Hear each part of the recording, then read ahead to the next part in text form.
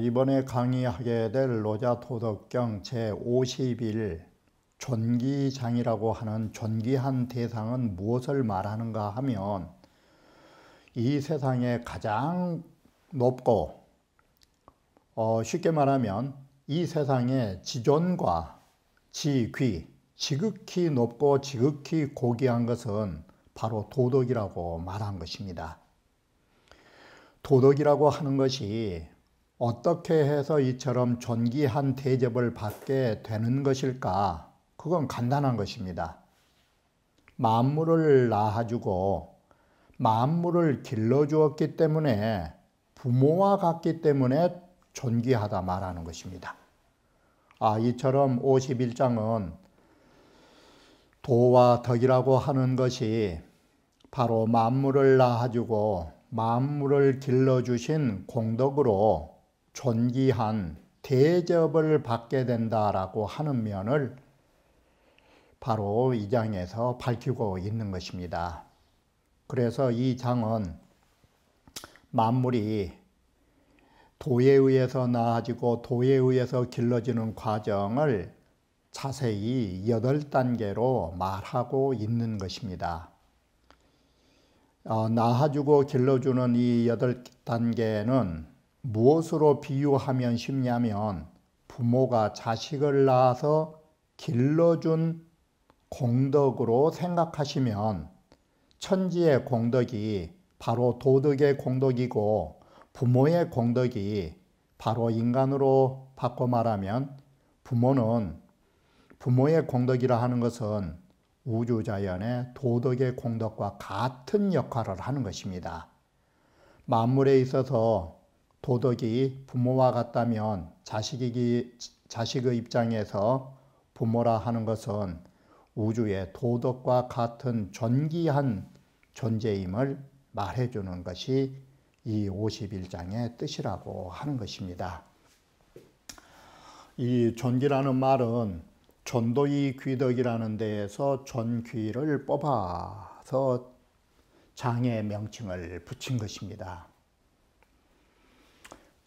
이 존귀라고 하는 것은 방금 말씀드렸듯이 가장 이 세상에 존귀한 것은 높으시고 고귀하신 분은 바로 부모라고 생각하시면 되는 것입니다. 그래서 도라고 하는 도는 진리는 우리 만물을 다 낳아주었고 이게 도생지라고 말한 것입니다. 그리고 덕이라고 하는 것은 만물이 얻은 입장에서 보면 덕이라고 말한 것입니다. 예를 들면 도라고 하는 것은 우주 전체를 총괄하는 도라면 덕이라고 하는 것은 만물의 개체가 얻었을 때 덕이라고 하는 것입니다. 쉽게 말하면 명덕이라고 하는 거, 개인이 가지고 있는 마음의 덕, 이것은 사람이 얻었을 때 하늘로부터 얻어왔을 때 덕이란 문자를 쓰게 되는 것입니다. 바로 이렇게 하늘로부터 얻어온 덕으로 모든 것들이 길러지는 것입니다. 그리고 만물이라고 하는 것은 이런 도와 덕이 나타난 존재라고 보시면 되는 것입니다. 그래서 만물은 모든 이런 도와 덕을 나타나 보여준 존재라고 말하는 것입니다. 그리고 새 성진이라 우리가 어려서부터 늙어가는 거 그리고 봄에서 겨울로 옮겨가는 거 그게 새라고 말한 것입니다. 그래서 사람을 낳아놓으면 점차 장성하고 장성하면 늙어가고 늙어가면 죽어가는 거 이런 게 새라고 말한 것입니다. 이러한 사세에 의하여 만물은 모두 이루어지고 있다라고 말합니다. 이것이 사구인데 여기에서는 지금 보시는 바와 같이 바로 도라고 하는 자연의 도가 있으면 덕이라고 하는 것은 모든 만물 개체마다 얻게 되는 것입니다. 그 개체가 내면에 덕이 있으면 외적으로는 물이라고 하는 우리의 모든 존재들이 이루어진 것입니다. 그리고 그것은 사세에 의하여 변천하고 성장하게 되는 것입니다. 이 사세라고 하는 말은 기운의 유행이라는 것으로 사람으로 말하면 방금 말씀드렸듯이 태어나서 커나가고 늙어가고 하는 것이 기운의 유행인 것입니다. 그리고 사계절로 말해도 마찬가지입니다. 사계절에 계절이 바뀌어가는 거, 흘러가는 거, 이런 것을 우리는 세라고 말하는 것입니다. 이 세라고 하는 것은 어떤 특징을 가지고 있냐면 바로 능핍이라 해서 바짝 다가서서 몰아세우는 그런 의미를 갖게 되는 것입니다. 이게 능핍인데 이 핍박하다 뜻인데 그러면 나쁜 뜻으로 핍박하냐? 그건 아닌 것입니다. 마치 춘기 핏물과 같다. 만물이 안 클려고 해도 봄햇살이 모든 만물에 바짝 쏴주면 이것들이 안 클 수 없는 그런 상황이 전개된 것처럼 하는 것을 춘기 핏물이라고 하는 것입니다. 자, 우리가 지금 가을과 겨울이라면 지금도 마찬가지인 것입니다. 추위라고 하는 것이 모든 식물에 바짝 다가오면 낙엽이 지고 단풍이 들고 이와 같이 메말라가는 거, 이게 핍자 뜻인 것입니다. 바로 가을 기운과 겨울 기운이 모든 식물에 바짝 다가오면 모든 것은 변하게 되는 것입니다. 바로 이와 같이 모든 것에 변화를 줄 수 있는 기세, 이걸 우리는 세라고 말하는 것입니다. 그래서 사람이 늙어가는 것도 어떤 것이냐, 노쇠한 기운이 우리의 몸에 바짝 와서 늙도록 만들어가는 것처럼, 사람이 죽도록 몰아가는 것처럼, 그게 바로 기운의 유행이요 변천이라고 말한 것입니다. 그래서 모든 물건들이 이렇게 존재하게 되면 그 물건의 성장과 이것이 바로 생로병사라고 하는 이런 사세에 의해서 우리는 점차 이루어간다라고 합니다. 자, 시로 이와 같이 토에 의하여 태어나고 덕에 의하여 길러지기 때문에 만물이라고 하는 존재는 뭐가 되느냐? 도에 의해 태어나고 덕에 의해 길러지니까 만물은 도와 덕을 뭐라 할까? 부모와 같은 것입니다. 만물이 태어날 수 있었으니까. 그래서 태어난 만물은 자연스럽게 이 도자 덕자 썼지만 여기에 아버지 부자하고 어머니 모자를 딱 바꿔버리면 만물이란 것은 나를 낳아주신 아버지와 같은 도를 높이 받들지 않을 수 없는 것이고, 나를 길러준 것과 같은 어머니의 음덕과 같은 이 덕을 귀중히 받들지 않을 수 없는 거라고. 바로 이것이 만물은 뭐가 부모냐? 우리가 쉽게 표현하면 천지 부모와 같은 것이에요. 만물은 천지 부모를 존귀하게 받들 수밖에 없는 거예요. 나를 낳아주고 길러줬으니까. 그래서 이 만물이라는 것은 마치 자식과 같은 거예요. 자식이라고 하는 거, 나를 낳아준 아버지와 나를 길러준 어머니를 높이 받들지 않을 수 없는 것처럼 만물도 그러하다 이 소리예요. 그래서 만물은 도를 높이고 덕을 귀중히 여기지 않을 수가 없는 법이니, 그래서 도는 존하시고 덕은 귀하시다라는 말이 이 글도 딱 바꿔버리면 바로 만물이 자식이라면 아버지는 존 높으시고 어머니는 이렇게 고귀하신 분으로 부모는 존귀한 역할을 하는 것이라고. 이게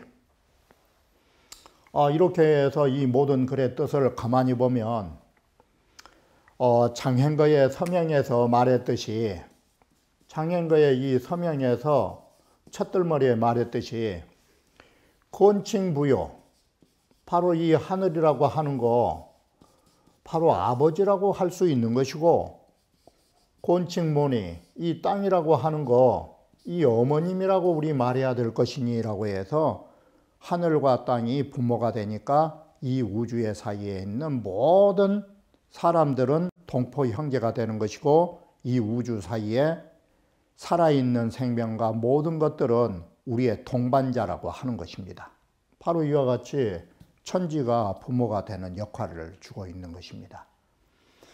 자연이 이렇게 천지가 부모가 되니까 천지는 존귀하다라고 쓰는 문자하고 똑같은 사상인 것입니다.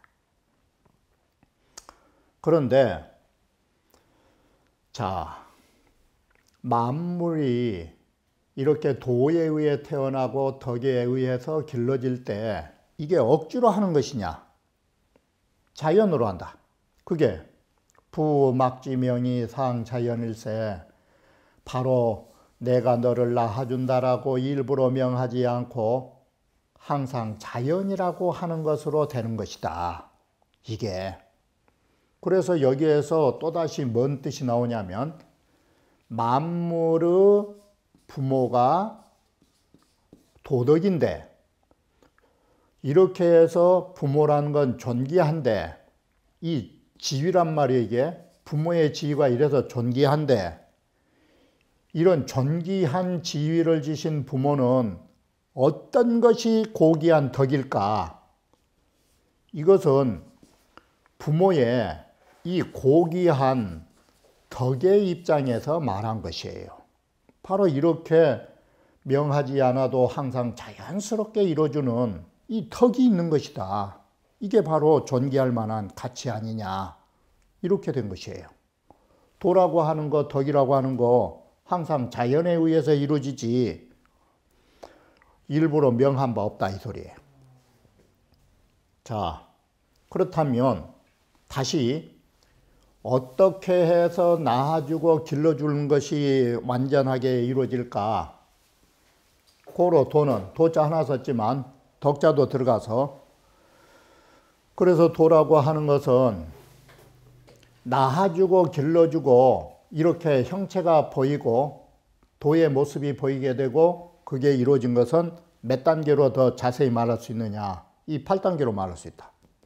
이게 낳아주고 길러주고 키워주고 길러주고, 여기에 정자는 정할 정자로 모든 것을 안정 딱 정해서 묶어주고, 독은 이 독이라는 독자는 죽인다는 독자가 아니라 후할 후자의 뜻으로 편히 만들어준다라는 것으로 여기에 정지, 독지를 쓰는 것인데, 결정해주고 모두 후해주고 또 길러주고 덮어준다.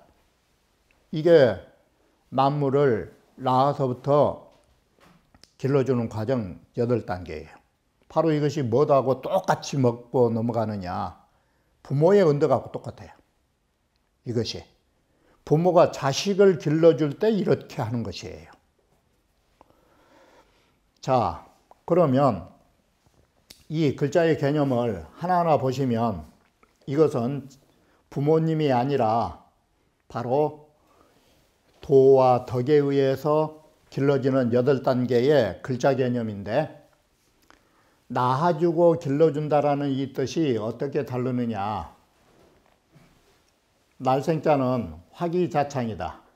천지 조화의 깃털이 불어나고 막힘없이 튀어 있는 것이다.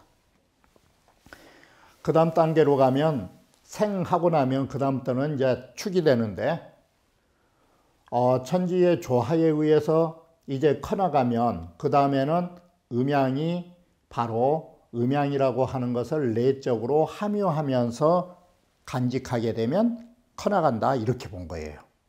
이게 이렇게 음양이 이제는 내적으로 함축을 하고 내면에 간직하고 나면 길러진다는 뭐냐? 밤낮으로 변화를 거친 것이 길러진 것이에요. 이게 자, 밤낮으로 변화를 거치고 나면 그 다음에 길러지는 것은 뭐냐? 음양이라고 하는 것이 분화되면은 오행기운이에요.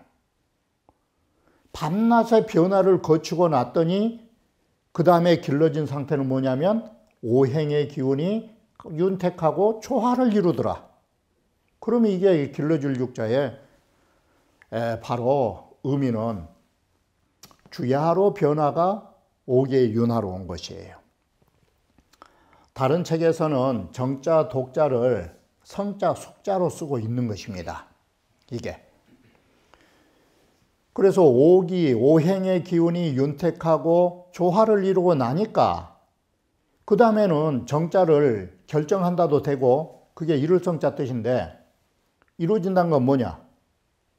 우리가 이루어진다는 게 체성이 완전하게 된 것이다. 체성이.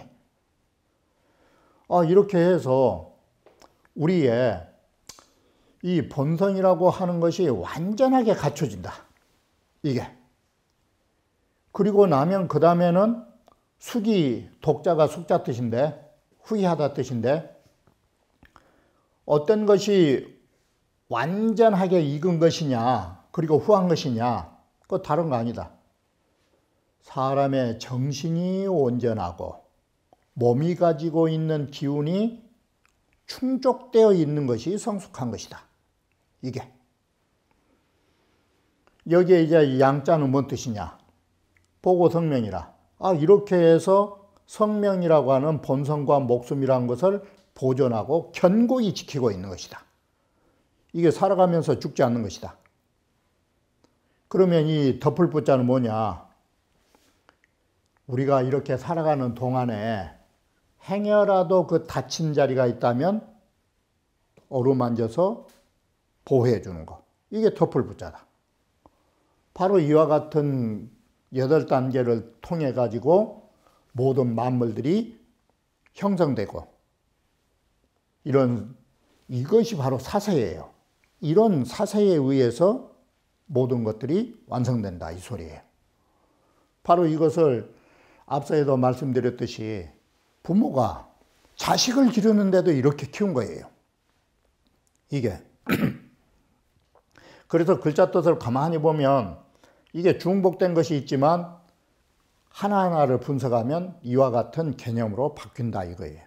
우리 한글말로 하면 이것도 기를 장, 이것도 기를 장, 이것도 기를 양 다 길러준 거예요. 길러준 것은 똑같은데 몸을 길러준 것도 있고 목숨을 더 연장해서 길러준 것도 있고 이와 같이 해서 보면은 기르다 뜻은 각기 다른 각도에서 볼 수 있다라는 것이에요. 세부적으로 나누면.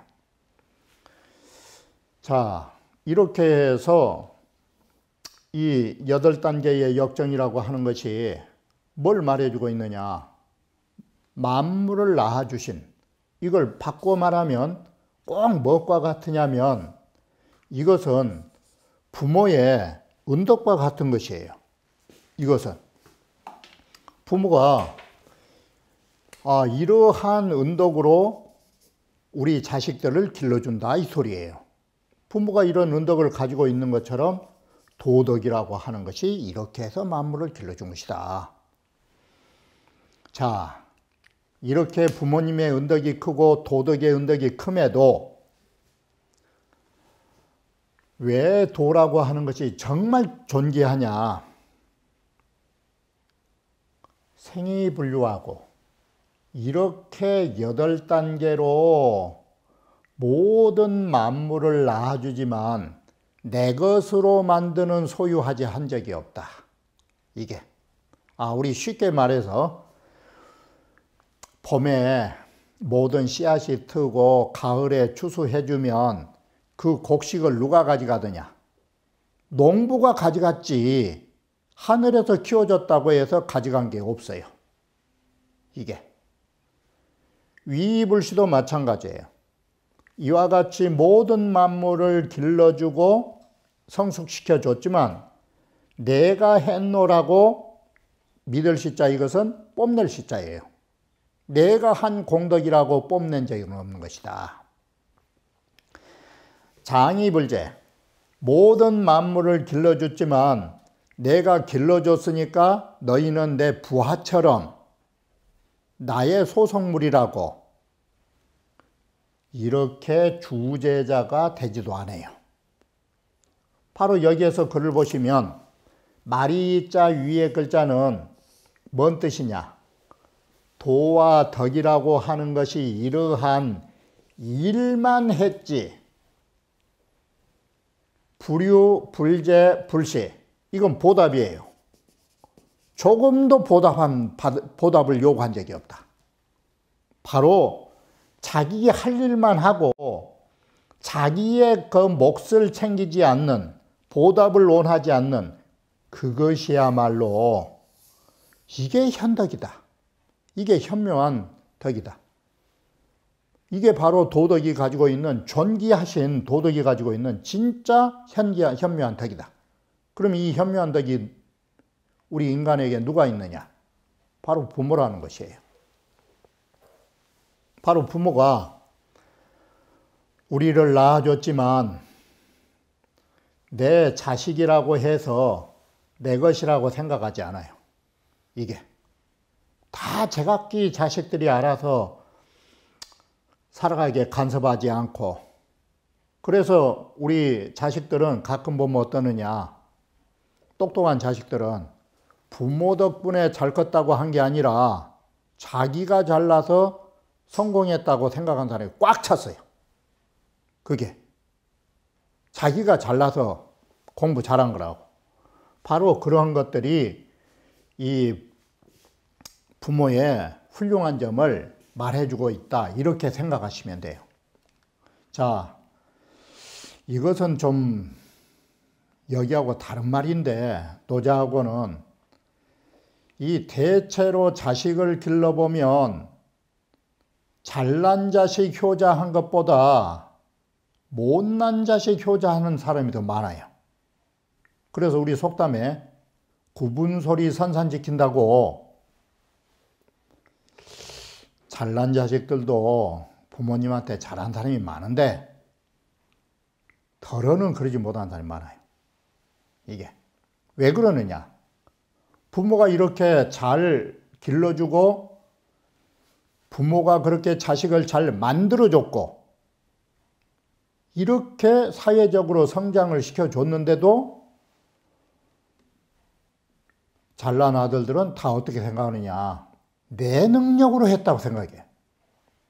그게 다 부모가 그렇게 뒷받침해서 길러줬다라는 생각을 가지지 않고, 바로 그러다 보니까 부모께서는 다 내가 그렇게 했느니 뽐내거나 내 소유라고 생각하거나 이러지 않으니까 그 잘난 아들들은 자기의 능력으로 자기가 큰 걸로 생각해요. 어떻게 보면 바로 자식들이 부모 덕분이 아니라 자기 잘나서 잘난 것처럼 사는 거, 이게 어떻게 보면 부모의 위대한 은덕인지도 몰라요. 부모는 그와 같이 길러주고서도 조금도 자식들한테 내세우지 않는 측면에서 보면, 부모 입장에서 보면 그게 부모의 훌륭한 점이에요. 이게 바로 천지 부모는 하늘과 땅과 같은 만물의 부모는 이런 거하고 똑같아요. 잘난 자식 두고, 잘난 자식 두고 효도 한번 받지 못한 것하고 똑같은 것이에요. 이게 인간 사회나 만물에나 사실은 공통으로 적용되고 있는 것이에요. 이것이 바로 이런 측면에서 베풀기만 베풀고, 이 말을 뭐라고 하느냐, 공성수태라고 하는 것이에요. 내가 할 일을 모두 다 해주고 말도 없이 사라져가는 가을물처럼 부모의 역할이 꼭 그 격이에요. 봄부터 여름까지 그렇게 별을 키워서 잘 곡식알이 여물게 해놓으면 가을 되면 가을물은 나 간단 말 한마디 없이 언젠가 스물스물 논바닥에서 사라진 것처럼 자식 농사가 그런 것이에요. 자식 농사가 키울 때에는 논바닥에 물이 흥건해가지고 항상 부모 덕 위에서 벼가 컸지만 가을 되고 나면 어떤가? 물 빠진 논처럼 부모는 흔적도 없이 사라지는 것이에요. 이게 부모의 역할이에요. 이러한 부모의 은덕을 여기에서는 현덕이라고 표현한 것이에요. 참 보이지 않는 덕이라고, 자식으로서는 알 수 없는 덕이라고, 그게 현덕 그 두 글자 뜻이에요. 현묘한 덕이라는 뜻이. 자, 이런 입장에서 보면 부모님의 역할이 어떤 역할이다라는 것을 우리가 다시 한번 생각해 볼 수 있는 계기라고 할 것입니다. 그러면 다음 강좌에 이어서 다시 말씀드리기로 하겠습니다.